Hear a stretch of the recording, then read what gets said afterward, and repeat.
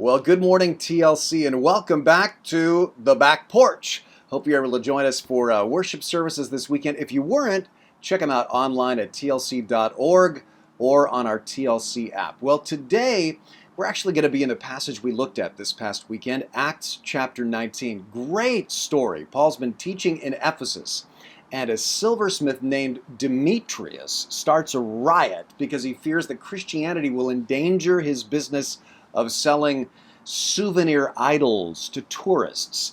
And verse 29 of Acts 19 says, "Soon the whole city was in an uproar, and the people seized Gaius and Aristarchus, Paul's traveling companions from Macedonia, and all of them rushed into the theater together.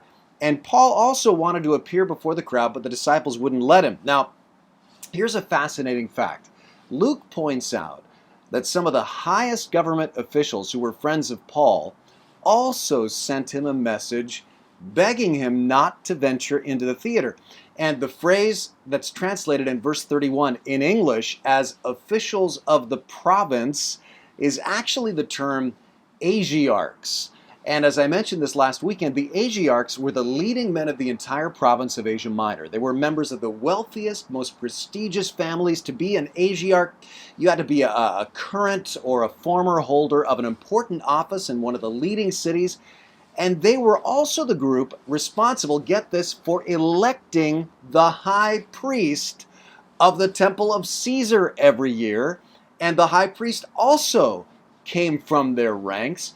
So it is absolutely remarkable to me that Paul had such close friends from among this crowd.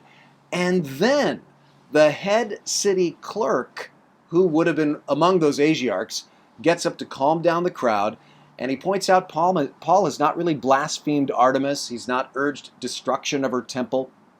And as I mentioned last weekend, I see in this story a very important distinction that Christians really need to stay aware of, and that's this. There are necessarily offensive things about our message, and we shouldn't compromise those, like God has to save us because we are all sinners. And that might be kind of offensive for some people to hear, but it's part of the gospel. And there are other core truths, of course, that we can't dilute. But there are ways that Christians can be unnecessarily offensive, like being insensitive to local customs, or speaking rudely about other religions, which Paul does not do here. Somehow he's able to oppose idolatry without actually blaspheming Artemis's temple specifically.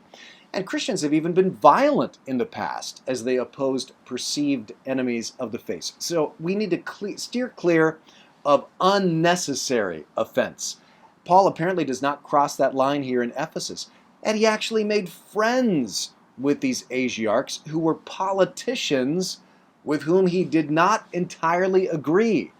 The takeaway, of course, is that it's okay and even wise to be like Paul and befriend leaders in our society, even the ones who believe some things that you don't believe. You can disagree agreeably. That's a good role model for you and me as we learn to navigate increasingly diverse cultures. And this is especially relevant in an election year, right? The Asiarchs and Paul did not agree on many things politically or religiously, but according to the Bible, they were still friends. In fact, the Asiarchs even tried to save Paul's life. You can be friends with people you disagree with. Just because somebody is not a believer or does not share your politics does not make them your enemy on every point. You can, and in fact should be, looking for ways to befriend them, like Paul did with the Asiarchs. Now, to do that, you have to have a very clear sense of what it is that is non-negotiable to you. For Paul, of course, that was the gospel. He never compromised that. In fact, that's why he made these strategic friendships. He's always looking for the best thing for the long-term sake of the gospel.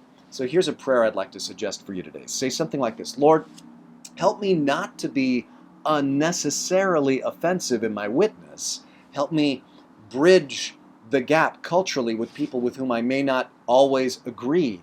Yet, Help me not to compromise the necessarily offensive parts of the gospel, and give me the wisdom to know the difference. Amen.